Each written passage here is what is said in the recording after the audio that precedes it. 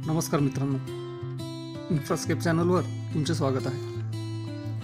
नाशिक आणि मुंबई दरम्यान local train सुरू करण्याची मागणी नाशिककरांकडून मागील काही वर्षांपासून सातत्याने केली जात आहे, पण कसारा घाटातील बोगद्यांचा अडसर असल्यामुळे ही मागणी पूर्ण होऊ शकली नाही। पण आता ही अडचण दूर होणार असल्याने मुंबई आणि नाशिक दरम्यान लोकल सुरू होण्याची शक्यता निर्माण झाली आहे।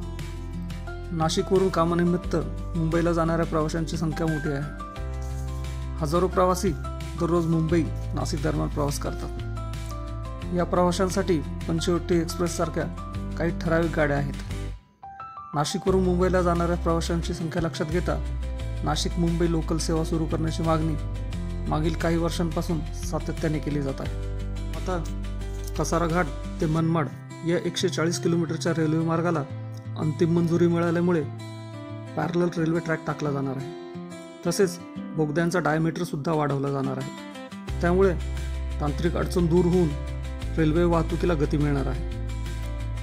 नवीन रेल्वे लाईन टाकण्यासाठी मध्य रेल्वेने सुमारे 4000 कोटी रुपयांचा प्राथमिक आराखडा तयार केला आहे।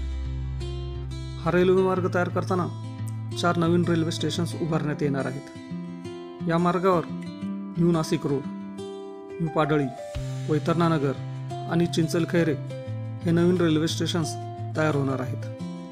ही पॅरलल रेल्वे लाईन टाकताना 12 नवीन बोगदे तयार केले जाणार आहेत। यामुळे घाट क्षेत्रातील चढ उतार कमी होऊन डोंगराळ भागातून प्रवास अधिक सुलभ होईल। नवीन रेल्वे मार्गामुळे वेळ आणि इंधन दोन्हीची मोठ्या प्रमाणावर बचत होईल। या रेल्वे मार्गामुळे नाशिक जिल्ह्याच्या ग्रामीण भागात राहणाऱ्या नागरिकांना मोठा दिलासा मिळणार आहे।